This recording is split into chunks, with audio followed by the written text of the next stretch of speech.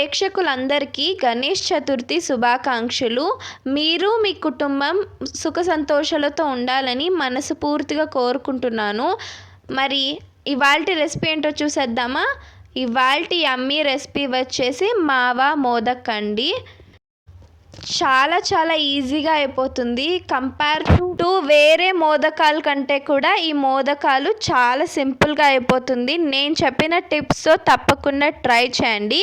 The best మోదకాలు అనేది enjoy చేస్తారు. మరి ఈ సింపుల్ మోదకాలు ఎలా చేసుకోవాలో ఆ సింపుల్ మెథడ్ ఏంటో చూసేద్దాం పదండి.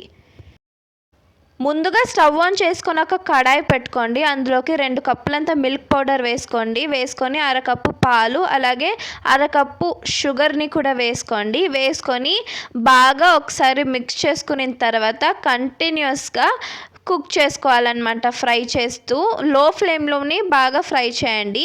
చూడండి, షుగర్ కొంచెం కరిగిన తర్వాత ఇలా పలచగా అవుతుంది. అయినా సరే కంటిన్యూస్గా కుక్ చేసుకోవాలి.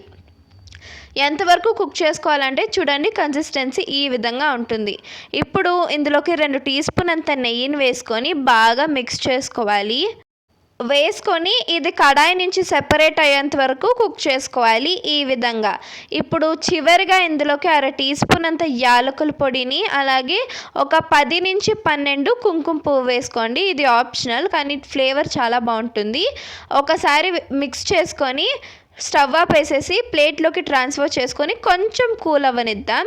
ఇప్పుడు మనకి మోదకాలకి ఇలా మోల్డ్స్ వస్తాయి కదా, దానికి కొంచెం నెయ్యి అప్లై చేసుకోండి. ఇప్పుడు కొంచెం పిండి ముద్దను తీసుకొని ఇలా రౌండ్గా చేసుకోవాలన్నమాట. చేసుకొని ఆ మోల్డ్లోకి ఇట్లా పెట్టుకోవాలి. పెట్టుకున్న తర్వాత 2 వైపులు పెట్టుకోండి, ఒక వైపే కాదు. ఇట్లా 2 సైడ్స్ పెట్టిన తర్వాత రెండింటిని ఇలా ప్రెస్ చేసేసుకొని ఎక్స్ట్రా ఏదైతే ఉందో దాన్ని ఈజీగా క్లీన్ చేసేసుకోండి. అప్పుడు షేప్ పర్ఫెక్ట్గా వస్తుంది. ఆ తర్వాత ఇలా ఓపెన్ చేసుకొని సర్వ్ చేసుకోండి. అంతే, జస్ట్ 5 to 10 minutes కేటాయించారంటే మోదకాలు రెడీ. సో ఇలాంటి సింపుల్ మోదకాలు తప్పకుండా చేసుకోండి. టేస్ట్ మాత్రం చాలా బాగుంటుంది. ట్రై చేయండి. Thank you for watching. Please like, share and subscribe to my channel. Bye.